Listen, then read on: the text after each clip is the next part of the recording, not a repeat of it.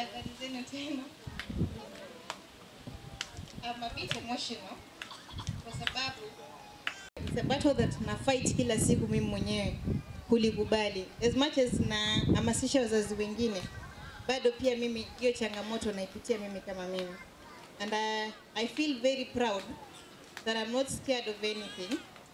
Kuwa niko hapa na wazazi wengine na kuweza kumtambulisha mtoto wangu kuwa anaishi na uwezo maalum kama mnavyomuona, na ni ili kuatia moyo wazazi wenzangu kuwa sifanye mimi kama Barky, nafanya kama mzazi mwenzenu.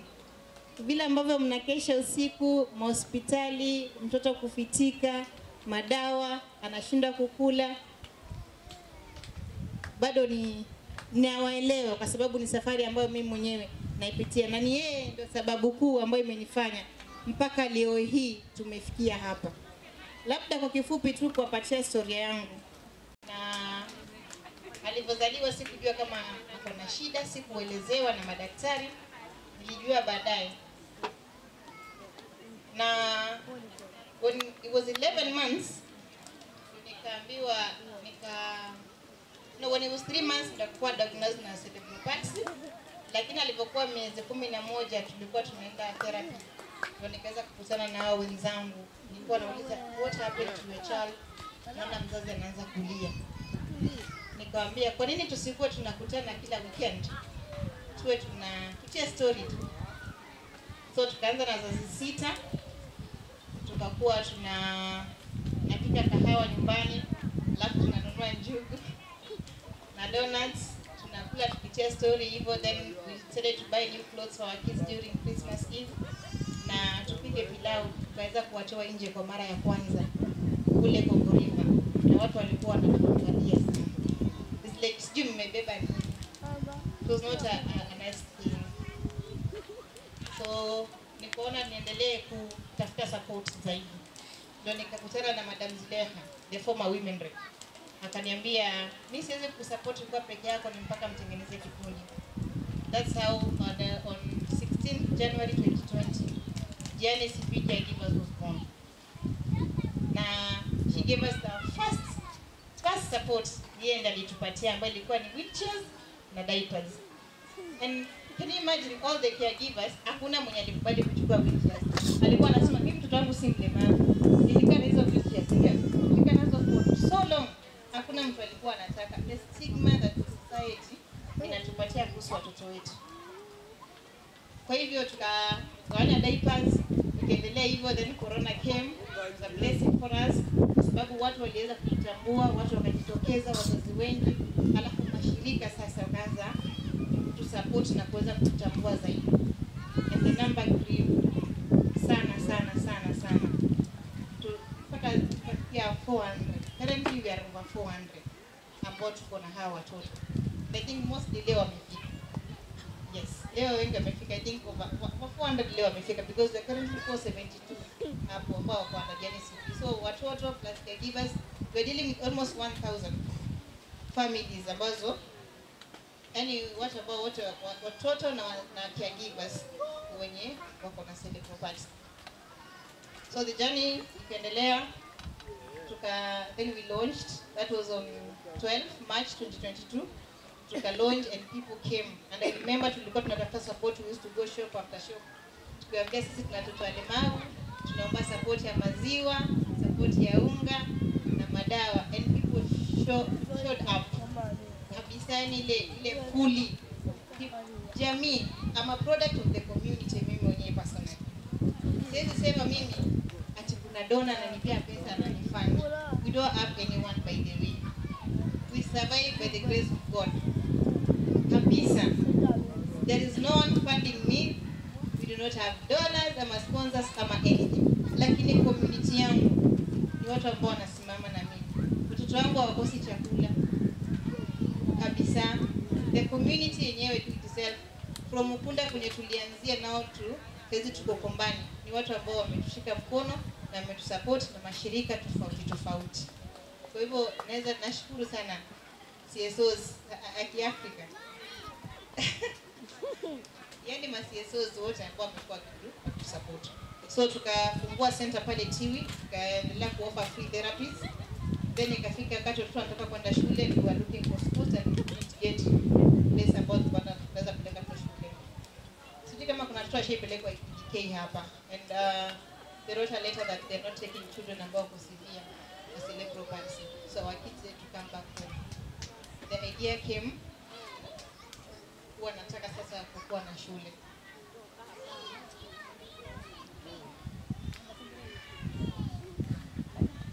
Then we did fundraising, watu wakatusupport kidogo. Then I met a very good friend of mine, anaitwa Bilha. Na yeye kusupportiana, kuongea, kuweza kufika mahali ambapo tumefikia.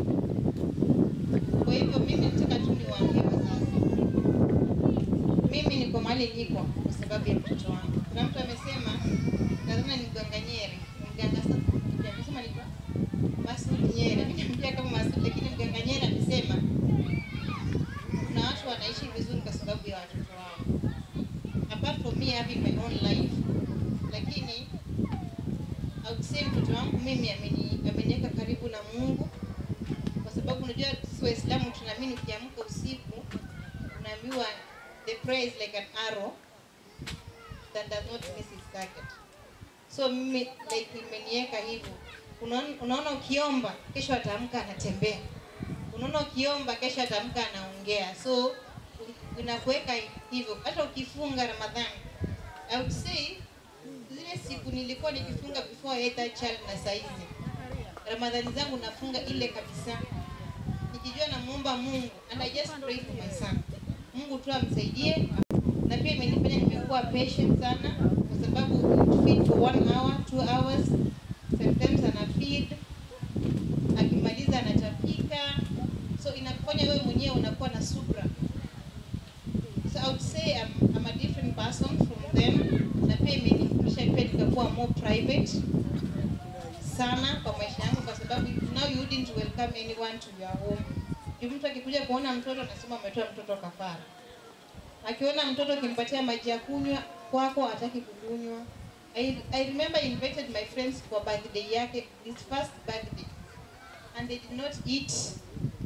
Nilikuwa nimepika pilau na juice na hawakukula. Nilikuwa nafanya nao kazi. Tena wakaenda kuongea huko. Nikamwambia, happy. Unajua kana aliniambia hawakukula kwa birthday mtoto wako jua na mwaga mate. Nikamuuliza if I call them here utasema hivi? Akasema Nikawaita na confirm hiyo kuwa hawakukula kwa sababu mtoto wangu anatoa mate. And since then I do not invite people in my house. I don't. Kwa sababu hii ni battle that I'm trying to fight. Sababu leo ni encourage na niregesha nyuma. Kwa hivyo ni safari ambayo imenifunza mengi, imenifunza watu ambao wana support kwa uhakika, na imenifunza kuwa hao wazazi wenye hao watoto ndio marafiki zangu. I lost my father this year, and believe me, hao wazazi hao walikuwa wanachanga pesa, even 20 bob na kabeti kuchanga hivi tunakuambia people you do not expect. Alikuwa anakuja simu, baba anaendelea aje hospitali, lakini yeye hao wazazi walikuwa hata wengine walikuwa mjui babangu, lakini walijua nimefiliwa, and they came to support me kabisa. Yani like nileta support coins nyingi, msema tumechanga tumekuletea. So wazazi, by the way, I've never had the opportunity to tell you thank you. So asanteni sana kwa kusimama na mimi wakati huo, na nimzidi tu kumwombea babangu. Hata mimi nitaka tu niwapongeze kwa kazi nzuri mnayofanya. Niwapongeze kwa kuwapenda watoto wenu na kuweza kujitokeza na wao. Hapa mimi na watoto wangu hapa.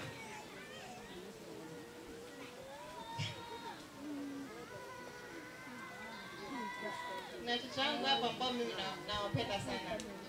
The ones in green ni watoto wetu ambao tuko nao hapa shule. We currently have 29 ambao wanalala hapa. We have a clinic that we're working on, kwa sababu watoto wetu wanakuwa wagonjwa mara kwa mara. Sometimes mtu anaweza kuzidiwa usiku. tuko na baba yetu hapa anaitwa Mr. Paul Kibagendi. Sometimes usiku hata kama hakuna mtu ndo anaweza kukusaidia kupeleka watoto hospitali, ama unapigiwa, ama kama anafaa kukua rush to the hospital ni hivyo. So we are working on a clinic hapa. Tayari tuko na vitu vingi, bado tu kidogo tu, then we'll be launching it officially ili kuweza kuhudumia watoto vile ambavyo inafaa. We have full time therapy hapa, na pia kuna wale ambao wanaweza kusoma na kuna wale ambao hawawezi kusoma kabisa.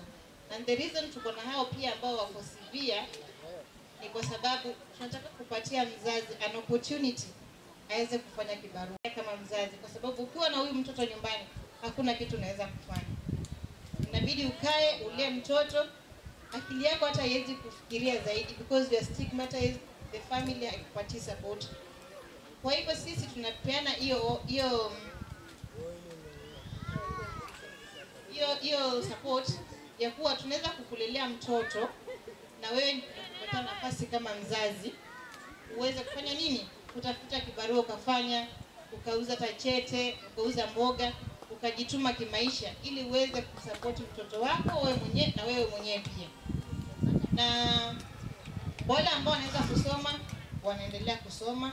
Tuko na mwalimu ambaye anaendelea anasomesha tu curriculum ile yetu na mambo na special. Na wale ambao hawezi kusoma ndio hao ambao tunaangalia. Tuko na caregivers ambao wanakaa hapa na watoto ambao wanawalea, kuwapatia chakula. Kuna wale ambao tunajua watoto wengine, kuna wale ambao wanafaa kulishwa. So it's important kukuwa na caregivers na wale ambao wanalala na wao hapa. Kwa hivyo tunawakaribisha sana, na therapy is free kwa shule yetu. So yeyote ambaye anaweza kufikisha mtoto hapa kualeta kwa mazoezi, unakaribishwa sana. Leta mtoto wako mazoezi, ama hata kama unasafiri unaenda mahali una mtu wa kuachia mtoto, sisi ndio DNCP. That you can count on us. Una safari, una mtu wa kuachia mtoto, uko mgonjwa, uko na harusi. Ndio maana kati wako mnapenda harusi sana. Kwa hivyo kama una harusi, unataka mwenyewe ukarushe roho, si ndio? Sometimes you want some me time na hauna mtu anaweza kuangalia mtoto, pia tunapokea. Leta mtoto, tunakaa na hizo siku 2-3, maliza harusi yako, njoo chukue mtoto. Pia mtaka aendelee boarding hapa shule, pia ni sawa. Vile ambavyo wewe mwenyewe unataka. Lakini ile tu nilikuwa nataka tu muelewe na mjue kuwa hizo kategori zote sisi tunafanya. Sasa hizi we working na hiyo mambo ya clinic, na hii mambo ya clinic by the way is not only for the school. Ni kwa jamii ambayo imenizunguka ya Kombani. Sometimes mtu anaweza zidiwa usiku na hospitali ni mbali, you can come here na ukatibiwa. Japokuwa tutakuwa na hizo ni vipimo ama ni hizo lab kubwa ile tu kidogo, lakini ile first aid tunaweza kufanyiwa. Sawa? Yes. Kwa hivyo hizo ndio kama ambazo tunapeana hapa. Na mental health. Kuna wazazi ambao kuna wazazi wote ni watoto ambao kuna changamoto. Sote tunapitia changamoto ya akili. Unachoka sana. So sote tunapitia hii matatizo. So kwa mara kwa mara mnataka kuongeleshwa ili na wewe kidogo jisikie kama unafanya kitu ambacho ni cha sawa, unajisikia kama binadamu wengine. Kwa hivyo it's important mjue DNCP sisi tuko hapa kwa ajili yenu, na sisi the beauty of DNCP ni kwa sisi sote tuko na watoto ambao wako na ulemavu. Hakuna mwenye yuko hapa hana mtoto ambaye ana ulemavu. Sote watoto wetu wote wako na wale ambao wanakaa hapa wote wako na watoto ambao ni walemavu. Na nimefanya hivyo ili waweze kuelewa watoto wetu kama vile ambavyo anamuelewa ule wake. Siweke mtoto akitapika ama akikula unaanza kusikia vibaya. Sisi ni kitu ambacho tumezoea because tumekuwa tukifanya miaka mingi na umeshazoea. Kwa hivyo mimi nimefurahi kujumuika na nyinyi siku ya leo. Nimefurahi kucelebrate hii siku ya World Cerebral Palsy Day. Sote tuendelee kupenda watoto wetu, tuendelee kushikana mikono. Mkiwa mna mashirika yenu, mko na harambee, mko na nini, mimi niiteni. Anything to do with disability is my business. Hakuna kitu nitaita kuhusu mambo ya disability nikatae kufika. Labda ni kuwa kuna emergency kubwa sana, lakini kwa sababu naelewa, lakini kama kuna kitu tafadhali naomba mnialike, mimi nitaweza kufika kama shule zenu, Milalani, Makigwena, kwa elementary ni marafiki zangu sana. Nakumbuka Madam Sophie tulianza naye kitambo sana back in 2019.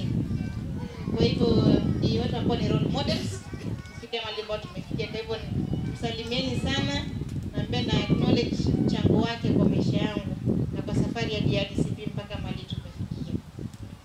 Kwa hivyo asanteni, tutaachia hapo because mimi naweza kuongea mpaka. Asante sana, naomba tupige makofi tafadhali. Naomba tupige makofi tafadhali. Ameweza kutujuza ile safari yake ambapo haikuwa rahisi. Lakini Barke kabla uondoke. Ile promise yako jana kukimbia lakini ilikuwa uwezi toka